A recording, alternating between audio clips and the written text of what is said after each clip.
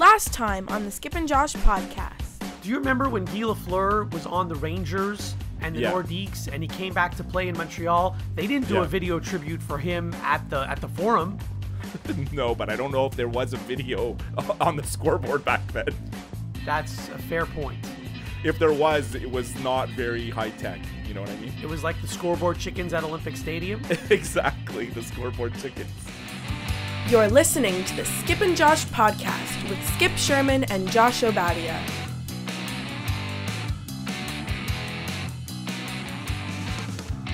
I'm Josh in Toronto. And I'm Skip in Montreal. In today's episode, football players on the move, the mess in Ottawa, and a waste of $300. But first, Bryce Harper finally signs. Okay, Skip, it's time for another fun-filled episode of the Skip and Josh podcast. When last we spoke, I was ripping the San Diego Padres for giving someone a 10-year contract. So of course, today I'm going to rip the Philadelphia Phillies for giving Bryce Harper a 13-year contract. I just want to say, I know you have your opinions on this. There's no player in any sport, in any league, that's worth giving a 13-year contract, unless maybe they're 20 years old, but then you don't know how good they are at that point. Right. I hope everyone understands that in 5 years from now, the Phillies are going to be wishing they can trade Bryce Harper, and no one is going to want him. I said this last week. Maybe because they're going to eventually adopt the DH in the National League, so maybe instead of 5 years, it might be 7 years, but still. It's 13 years. I was in shock. Honestly, I mean, I was expecting him to sign for 10 years like Machado and $301 million, like something stupid, you know, just to say that he's getting paid more. But 13 years really kind of blew my mind. You know, did Rick DiPietro get a 15-year contract from the New York Islanders? Something like this. We'll have to get our fact checkers on that. But it was more than, I think it was, yeah. And that didn't work out for the Islanders. Well, they wanted to get rid of him after year 2. Well, basically, he retired because of injury, and I think the contract ended up. It was an insurance situation where DiPietro was basically getting paid by an insurance company because he was unable to fulfill his contract. Mm-hmm. But I mean, I can't think of all the 4 major sports. I cannot think of a long-term contract that has worked for the team. I can't think of one. The biggest comparable, which is the one that we talked about last week, was when A-Rod signed with the Texas Rangers after he left Seattle, and they signed him at the time for 10-year, $250 million, which actually, when you think about it, a lot of time has passed since then, and the salary actually 10-year, $250, 10-year, $300. You'd figure it would have gone up much, much more, but actually, Bryce Harper is getting less per year than A-Rod got on that contract. So actually, I think Bryce Harper is getting less. His average salary is actually not the highest in Phillies history. I think Ryan Howard had a higher average yearly salary, just not a 13-year and $300 million. One of Bryce Harper's new teammates on the Phillies, Jake Arrieta, is making more per year than Bryce Harper. Yeah. So I just don't know. I mean, is Philadelphia really where he wanted to go? I mean, is the whole thing about getting the biggest contract? We talked about this last week. I don't want to rehash the same thing, but it just boggles my mind what goes through some of these guys' minds about, you know, they get the agents blind them with dollar signs, and they're not thinking about necessarily what's best for their baseball career. Although maybe me and you and other fans put more emphasis on the baseball part of it, and maybe it really is just a business, and you want to get the most money you can get. I don't know. So I don't know if you heard the I don't know if it's a rumor that came out yesterday. You know, everyone knew that the Nationals offered $300 million for 10 years. Yeah, I read something this morning. But yesterday it came out that the Nationals actually offered a 5-year deal for $180 million, which would have given him the highest per year contract. Right. And it also would have let him be a free agent again in 5 years. And if he thinks he's the best player or one of the best players in baseball, wouldn't you want to be a free agent again and then cash in again? In basketball, we've seen a lot of players, and then the most prominent of them was LeBron James, who was on a series of player options so he could decide when he was going to be a free agent again. Right. He was betting on himself. You know, he's betting on himself. I mean, you can look at it both ways. I think betting on yourself is great, but also if someone's going to say, hey, we're going to pay you, if you just look at the sum, right? You just say 300 million. That's what you're getting, you know? I also read something else this morning. They were saying that there was one offer that they made where they were going to pay him till he was 60 years old. It was some kind of deferred because they didn't want to pay so much up front. Yeah. Yeah. So, I mean, at the time, we all said, oh my God, why doesn't he just go back and sign with Washington? They're offering him 10-year 300. 10-year 300 is not the same. For what I found out the last few weeks is not all contracts are just the term and the dollars. You know, is there no trade clause? Is there opt-outs? Is there deferred money? Is there money up front? All this stuff, you know, comes into play, right? It doesn't matter if he has a no trade clause or not, because no other team is going to want this contract. Yeah. No other team's going to, you're right. No other team's going to want the contract, so it doesn't even matter, right? Yeah. You're right. Well, we say that, but then, you know, the Marlins traded Stanton. There's always one idiot out there. Stanton was relatively young at the time that he was traded. Yes. Bryce Harper, in 5 years from now, you're going to want a 30-something-year-old who's on the decline and pay him $24-25 million a year? And still on the hook for 8 more years. Yeah. Or whatever it is, right? Like Carey Price's contract is only 8 years and no one will take that. And that's only $10 million a year. Yeah, well, $10 million a year in hockey is a big. It is big in hockey, yes. But I'm just saying, like. So I look forward to when we're actually going to get to talk about actual baseball. Yeah, who knows when that is. I mean, we're in spring training, and I mean, Kimbrel and Keuchel are still not signed, which is actually pretty crazy. And actually, I read an interesting thing yesterday where they were saying, I think the Phillies could have spent less money and signed Kimbrel and Keuchel and probably strengthened their team more than if they would have signed Harper. Maybe. Right? I don't know how. I mean, the Phillies were not bad last year, but they didn't make the playoffs. No, the Phillies are they expecting to win the World Series now this year? I think their goal is they're going to win the National League East. I think they feel like they're going to fight. They're going to be in the hunt for a playoff spot where they were on the fringe last year. Right? So how many World Series do they need to win in the next 13 years in order for this contract to be worthwhile? 1. That's it? But that's what I think. Okay. I mean, they've only ever won. When have the Phillies ever won the World Series? 1980, and then what? 2009, whatever it was. Yeah, I think 1. I mean, what's one of the first podcasts you ever listened to? Fantasy. Yes. What was it called? I forget. Fantasy Focus. Right? Baseball Fantasy Focus with Corey Schwartz. That's not what it was called, but I do recall what you're talking about. Yes. So what did they always say? Flags fly forever. That's true. Right? They do. Just win one championship, and then, especially in a city like Philadelphia, they're going to remember you forever, right? Okay. I mean, obviously, they're going to want more. If they go out and win the World Series this year, they're going to want to win next year. But I mean, like you said last week. I mean, is the goal of the owner actually to win the World Series, or is it to make money? I don't know. Well, like, is he want to make this money owner as a business? Spending this kind of money, the goal is to win the World Series. Well, he came out in the offseason and he said, we're about to spend stupid money. And so that term stupid money has been floating around because it's the owner's own quote. Right? Well, he put himself in a bad negotiating position by saying that. Now, if Harper's worth and Machado are worth this, like what's going to happen with Mike Trout next 2 years? Like, I just don't know. Well, how old's Mike Trout now? He should be around the same age as Harper. So he's going to be older. Well, he's a little bit less. He has to be a year or two younger because he hasn't hit free agency yet. Right? No, because he actually signed a new contract before he hit free agency. Okay. See, Mike Trout is actually older. I just looked it up. You're right. He is 27. Yeah. So in 2 years from now, he's going to be 29. You're going to give a 29-year-old a 13-year contract? No, they're not. Yeah, I guess I'll have to see, I mean, right? But, he's from New Jersey, so he's going to want to go play. They're saying he's going to go want to play for the Phillies. Oh, Trout's a huge Philly guy. He loves the Eagles. He's at all the Eagles games. Yeah. So I don't know if he has a love for the Phillies, but he probably does, Your boy, we could just talk about another contract that's signed this week, which got much less fanfare. Yeah. Your boy Nolan Arenado signed a huge contract. You see, and he's actually a really good player, and I'm pleasantly surprised that he stayed in his where he is.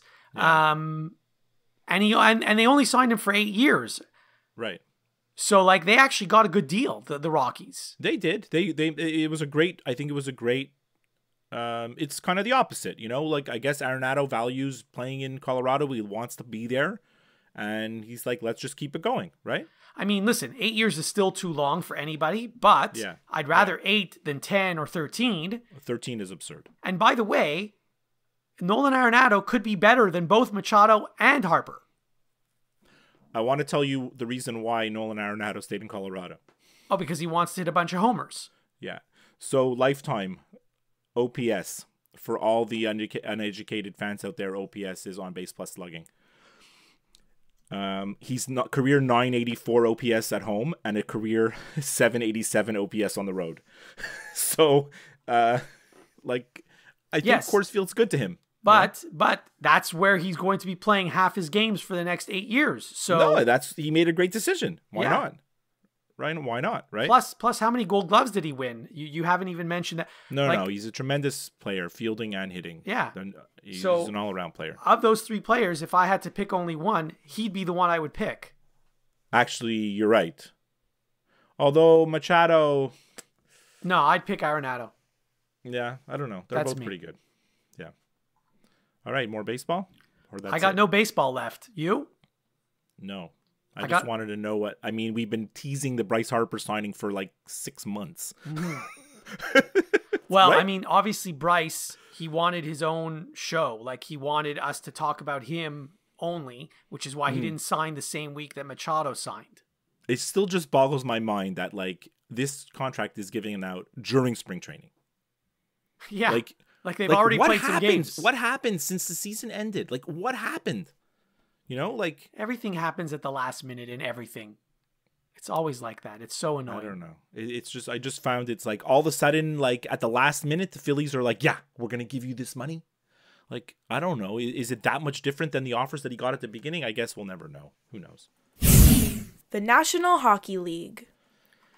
So there's a bunch of hockey stuff I actually want to talk about, even though we haven't really talked much hockey lately. No, I'm excited. I have some hockey notes also. I'm happy. You're going exactly in the right order that I wanted to go. Oh, I'm so glad that I've accommodated you. So I guess first we'll talk about John Tavares, only because perfect. The stuff that happened, on Long Island this week is somewhat comical, but somewhat like ridiculous. It's a bit disturbing. It is a bit disturbing. Yeah. So the only things I want to mention is, because everything's already been said about this, and fans can do what they want and say what they want. But so you remember about a year ago, we talked about how it's a huge waste of money to throw your hat on the ice when someone scores a hat trick, right? Yeah, sure. It's an even bigger waste of money when you take a $300 NHL jersey and you burn it. Okay, now, I'm so glad that you started with the burning of the jersey. Okay? Listen, the fans pay their ticket. They can do whatever the hell they want as far as I'm concerned. They have the right to do whatever they want within, as long as it's legal, when they're in that arena and they pay for that ticket, right? Mm-hmm. They want to boo him every time he touches the puck, yeah. They want to throw stuff on the ice, they risk getting thrown out of the arena, that's their choice. But just because they're allowed to do that doesn't mean they should. Because, I mean, like, there should be, like, at some point, there's, like, sanity has to step in here, right? There has to be at least a little bit of sanity. Now, about the jersey, I want to tell you something. I'm going to give you a scenario. Remember when LeBron James left? Again, LeBron is a perfect example. Mm-hmm. Remember when LeBron James left Cleveland? Yeah. The first time? Yeah. The first time? Yeah. And there was all these people burning their LeBron jerseys, saying he's a traitor and all this stuff about him. Yeah. Yeah. These are the same people that bought new LeBron jerseys when he came back. So they wasted even more money. Yeah. So in 8 years from, I don't know how, I'm getting my numbers mixed up because I don't know how old John Tavares is and whatever. But at a certain point, 36-year-old John Tavares, winding out the end of his career, right? Mm-hmm. He's like Daniel Briere, like these stars that are older now that they're looking for a contract somewhere. The Islanders say, come back to Long Island where it all started, JT. We're gonna sign you for 2 years. He goes back to Long Island. All those same degenerates that burn their jerseys are buying new John Tavares jerseys. So now they spent $600. Yeah. Yeah. That's how smart these people are. It's a great marketing ploy, actually. It's tremendous. Change teams as often as you can. Even better is you come out with an alternative jersey, a home, a road, and an alternative, and people spend $900 because they buy all three. Yeah. Right? Yeah. Look, the stuff that happened with Tavares, like, I felt bad for the guy, actually. I felt bad for him. I did in a way. By the way, did you see that from Entourage? He tweeted something nice about Tavares, even though he's a big Islanders fan. And really? He was upset that Tavares left the Islanders, but still he tweeted something. He said to the fans, hey, listen, don't hate me, but maybe we should take it easy on Tavares when he comes back. I mean, I'm fine if you want to boo him every time he touches the puck. You know? You want to do that? That's fine. I would probably do the same thing. He left, whatever. But that's like good-natured gamesmanship or whatever, you know, fan-athlete interaction. That stuff happens. But they took it like 10 steps too far. I sent you that video. Yes. I still don't know if it's real. Oh, it's real. It's real. I mean, I've talked to 5 people, including you, and they've all told me it's real. If anybody, I'll put the video up on our website. It's a fan video made by Islanders fans, basically with this sappy music, and they're practically crying and talking about how Tavares is a traitor and he was their leader and how could he desert them. I swear, at a certain point, I was like, this cannot be real. This is fake. This is like scripted and made up, and it's a joke.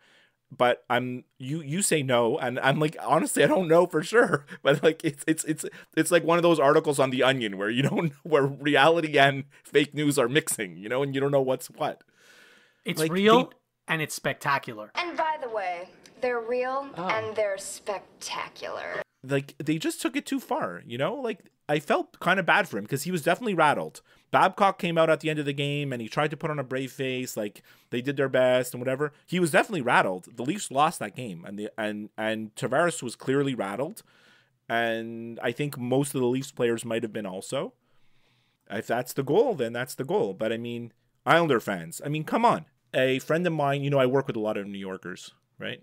Yes. So a friend of mine who's a coworker who's an Islander fan, not an Islander fan, who's more of a Rangers guy, you know, told me the same thing happens in all the New York sports, right? The Jets are the little brother of the Giants, right? Yeah. And the Mets are the little brother of the Yankees, right? The Nets are like the third cousin of the Knicks, basically, you know?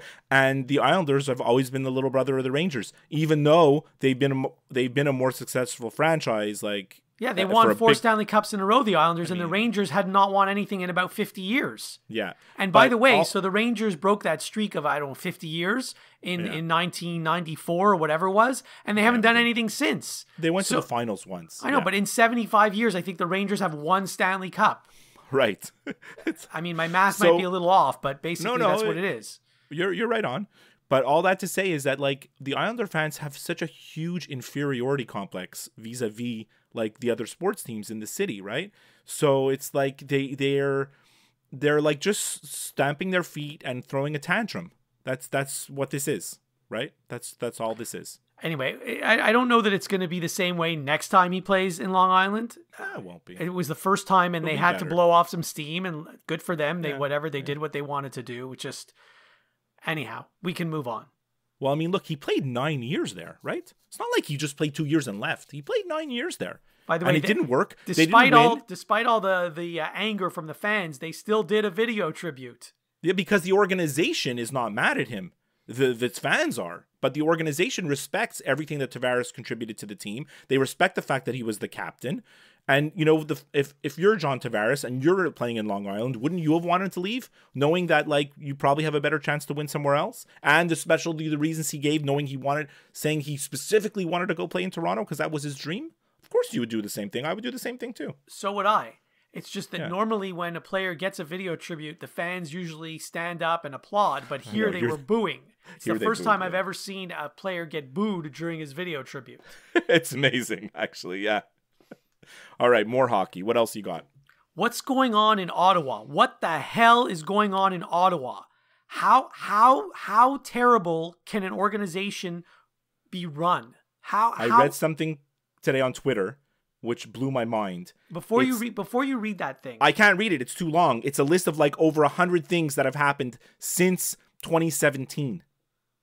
I mean, this organization has shot themselves in the foot 17,000 times. Oh, it's this week alone. Okay, so obviously they traded Matt Duchene and Mark Stone. Ryan Dzingel. Is Ryan Dzingel like a veteran superstar or something that you can't afford to keep? Like, this guy's been in the league, I think, 2 years? I didn't even understand why teams were so hot after him. Is he even that good? I mean, he has good numbers. Don't get me wrong, but like, when is this guy already a free agent? Because I thought he was relatively young, and I could be wrong on that. Yeah. But then to fire the coach who you've given him nothing to work with. Yeah. Well, you've given him stuff and then you took it away. Listen, even if they still had Matt Duchene and Mark Stone and Ryan Dzingel, we said at the beginning of the year, this team could finish dead last. No, but this started before that. This is like Erik Karlsson, and it's going back, Right, and you want to go even further Mike back. Hoffman. Remember when they had Zdeno Chara at one time and they got rid of him. Oh, that was a different like. They regime, also had, but they still got the same owner. They got rid of Jason Spezza. They got rid of who else? They traded Marian Hossa for Danny Heatley. That was a terrible trade. Yeah, but I mean, no, they're a joke. They are a joke. They are treading on like Los Angeles Clippers territory. Like actually, the Clippers are not such a terrible. No. I'm talking about the Clippers before they made their owner sell the team. All those other years where they were basically in last place every year, despite getting lottery picks every year.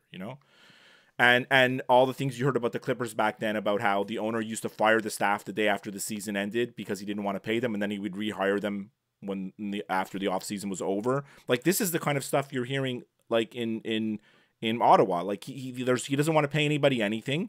Why do you think they have such an incompetent GM? Why do you think? Because no one else in their right mind will take that job. This is the best they can get. Did you hear about the press release they sent out after they fired Guy Boucher? Well, no. In the press release, they listed like 5 bullet points of what they would like the next coach to have. Right. I'm not going to read them all because there's too many, but the truth is, I don't think there's an NHL coach in existence that has all the requirements that they're looking for in their next coach. Right. I can tell you their next coach is going to be someone probably that you've never heard of, probably someone who's coaching junior hockey or in the AHL, because they are not going to... I saw it on TSN this morning. Who's going to be the next coach of Ottawa? And they're floating out Alain Vigneault and Mark Crawford. They're not going to pay these guys. They're not going to pay a big salary to a coach. They're just not, because that's the way they operate. They're going to pay the cheapest possible coach that they can. This is even worse, I think, than the Montreal Expos when they had their fire sale. It's worse. I'll tell you why. The Expos, the problem with the Expos is that they didn't have an owner, right? Right. There was no one owner to say, we're going to spend this money, or we're not, like, this is what we're going to do. Everything was like the bottom line because it was an ownership group. And the problem with the Senators is they do have an owner. That's the problem. They have this guy. He's the problem, right? I mean, he's clearly the problem, I don't know. Like, there's many problems in that organization. But it's like things come up, like things happen in this organization, and you can't blame them on the owner, or maybe you can, but like, how come they only happen in Ottawa? Like this story with Mike Hoffman and Erik Karlsson and the girlfriends and the stalking, this whole thing, like the reason why they traded Hoffman, like how come that happens in Ottawa? How come it's the Ottawa Senators players that are caught on video in an Uber bad-mouthing their coaches? Like why is it the Senators, And the reason is that it starts at the top. I hate to say this because it sounds so pretentious and so stupid, because Pierre Maguire says this all the time. You don't want to be quoting Pierre Maguire. No, and I cringe when he says it, but it's true in this case.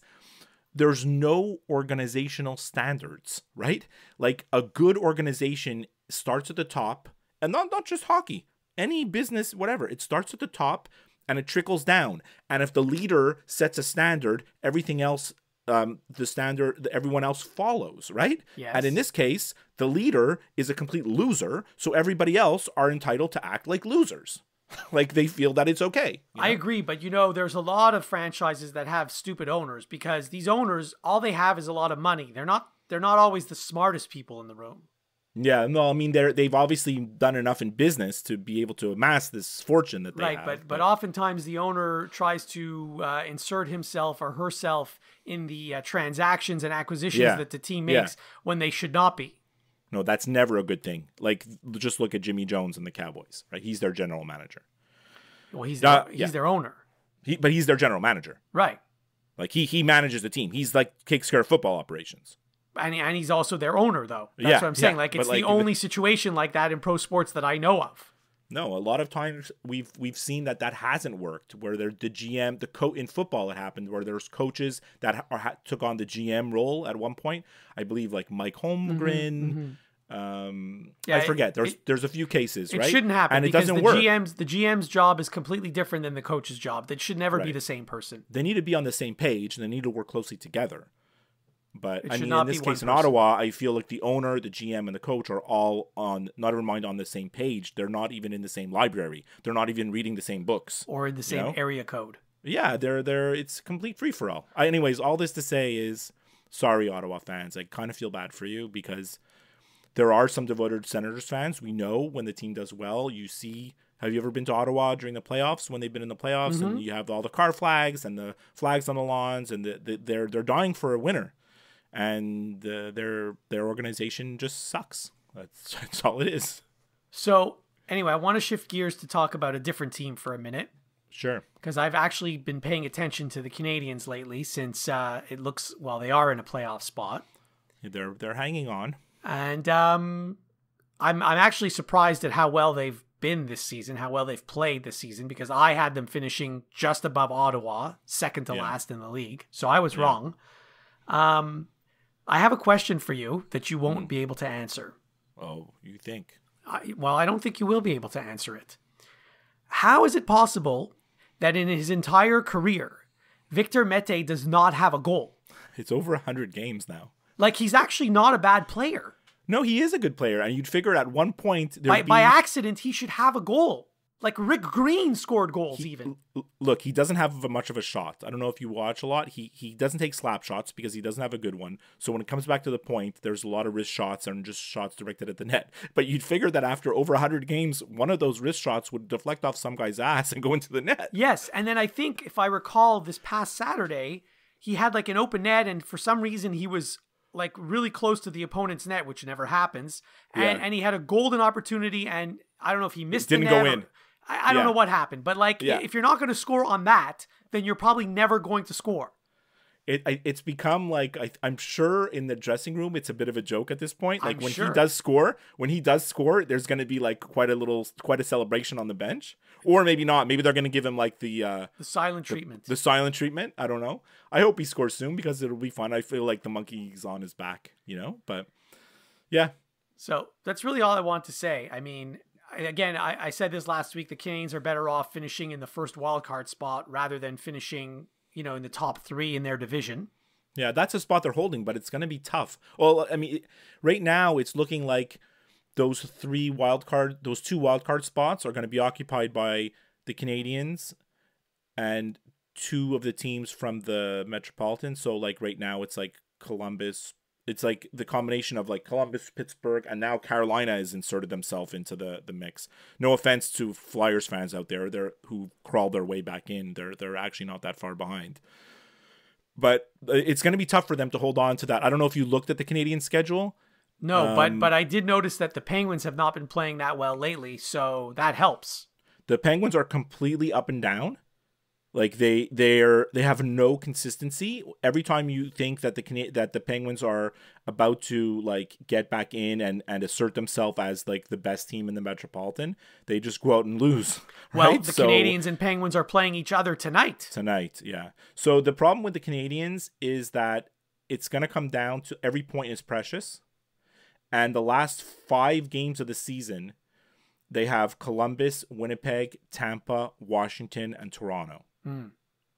So that's a potential, like, that's not a lot of points maybe in the last 5 games where you're going to be, it's not going to be locked in by then. Oh, no, unless they go on a 10-game winning streak, those points are going to be necessary. So it's going to be really tough. And when you lose 2-1 to New Jersey, that doesn't help. Yeah, the game against New Jersey was bad. So Anyway, that's my only Montreal Canadiens point. Football. So last Saturday night, flipping around the channels, I flipped to the NFL Network, and what's on? The AAF. On the NFL Network? Yeah. Really? So just last week when I told you I didn't ever watch the AAF, now I can tell you that I watched for 5 minutes.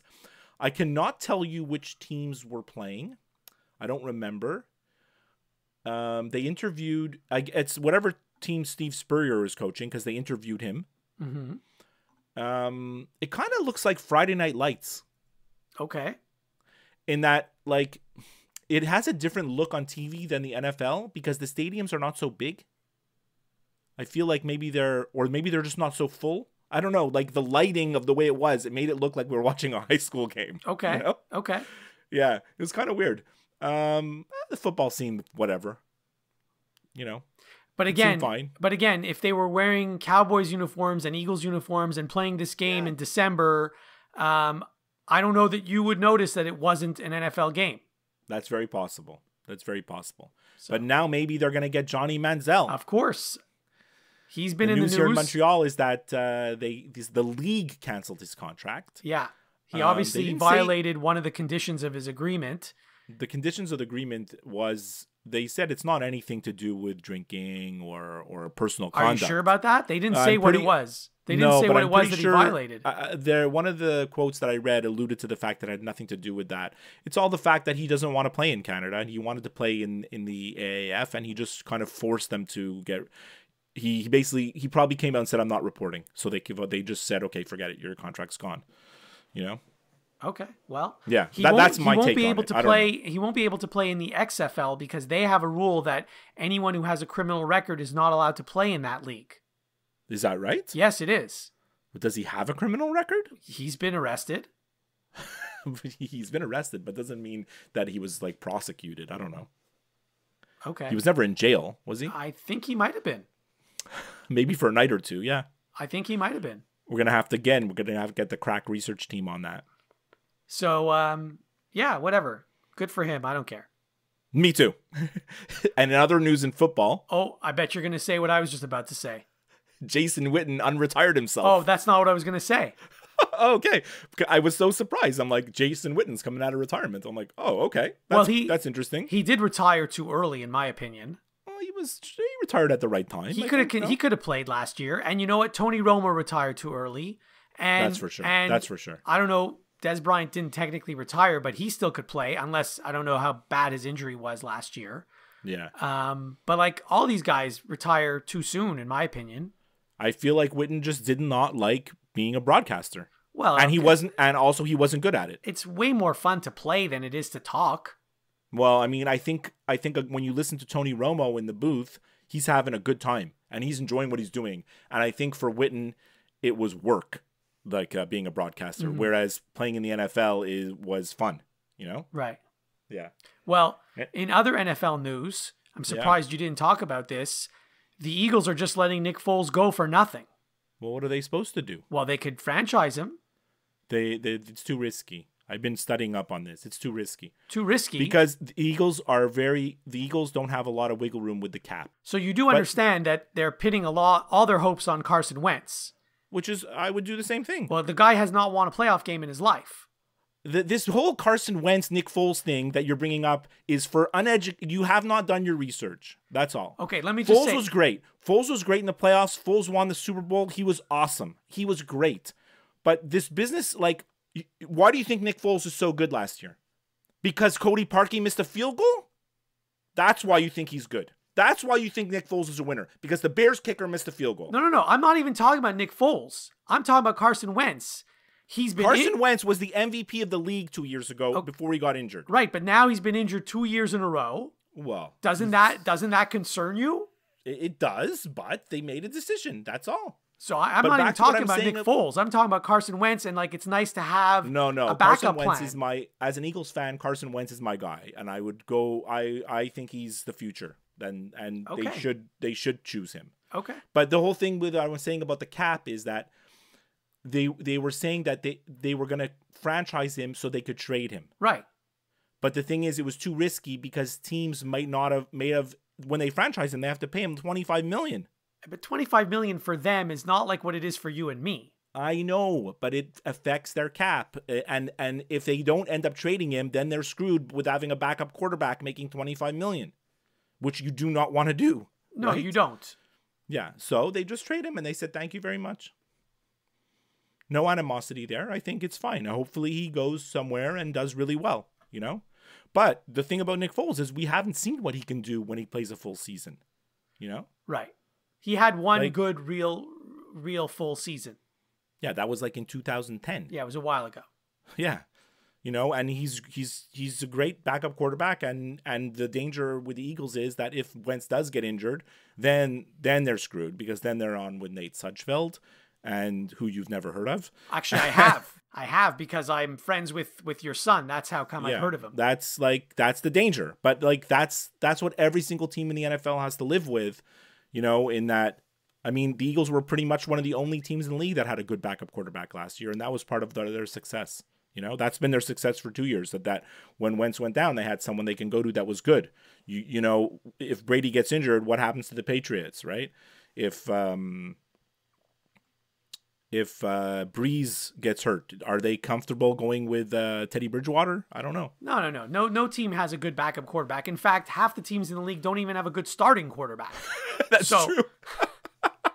That's so true. Yeah. So Nick Foles should be a starter somewhere. He really should be. I think he's going to sign with Jacksonville. I think he's going to go to Jacksonville. I guess we'll find out. Could be. He's a perfect fit for Jacksonville, no? He's a perfect fit for like a dozen teams. Yeah. No, but Jacksonville seemed to be a team like last year that was like one player away, and that player was the quarterback. Right. Except they had a lousy year. Yeah. That actually might help them, because they should have an easier schedule this year because they had such a lousy year last year. That's true. That is a big factor in the NFL, the strength of schedule. All right. I'm done. Okay. Did we cover all the three things that you had on your list? Yeah. I wanted to talk about Bryce Harper. I wanted to talk about John Tavares. And I wanted to talk about a little bit of football notes, specifically Manziel. Now, do you want to talk about the Spice Girls reunion? Do you want me to give you an Oscars recap? No. Okay, then I didn't know there was a Spice Girls reunion. I actually watched 15 minutes of the Oscars, even though I said I wasn't going to watch any of it. The Oscars was a snooze fest. It really was. Before we sign off, remember, you can listen and subscribe to new and archived episodes of the Skip and Josh podcast wherever you listen to podcasts, including Apple Podcasts, Stitcher, Google Play, iHeartRadio, and of course, Spotify. If you listen to the show through Apple Podcasts, please leave us a review. We would love to hear from you via email, skipandjoshshow@gmail.com, via Twitter @skipandjosh, or by liking and following our Facebook page. As always, you can get all the links to everything I just talked about on our website, skipandjosh.com. We leave you with this. So I'd like to close the show with, in the category of corrections. Okay. I look back on a couple of things that we talked about the last few episodes just to fact check some stuff. Mm-hmm. So in 2001, we were talking about the biggest Duke comebacks. Duke was down 22 points against Maryland in the semifinal in 2001, but they were down by 22 points in the first half, not with 9 minutes left. Right, like they were against Louisville. And Tony Gwynn's career high in home runs was 17. That was in 1997. Right. That's all I got. Okay. I thought there was a third correction that you... There was. I forgot what it was. It had to do with my wife and calling foul balls clouds, but I don't want to get into that. Okay. So I have a few things to close out the show. Mm-hmm. Yesterday on PTI, there were 2 hockey stories. Not one, but 2. And neither of them had to do with a hockey fight. It was stunning. That's amazing. It was amazing. Stunning development. Yes, there. stunning development. Yeah.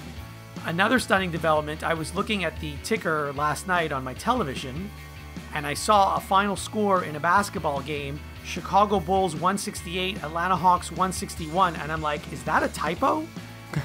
And then I discovered this morning that it was a quadruple overtime game. That makes sense. But there have been games this year that have gone to 140 without any overtimes. Well, but this game, I think, is the 3rd highest scoring game of all time in the entire league. That's wild. It's pretty wild. Yeah. And then the last thing, a public service announcement to all our listeners. Mm-hmm. This afternoon's Duke game is at 4 o'clock, and it's on CBS. Who are they playing? Miami. Oh, perfect. I'm going to watch. All right. I'll talk to you next time. Yeah, have a great week. Same time next week. Yes. And then we're going to be on the road to March Madness. Selection Sunday is just like a couple weeks away. It's not that far off. I know, I'm excited. I love getting into March Madness. It gives us so much good stuff to talk about. Yeah, and that means that Neil's going to be on our show. In fact, Neil tells us when he's going to be on our show. Yes, you got it. All right, I'll talk to you later. Okay, bye.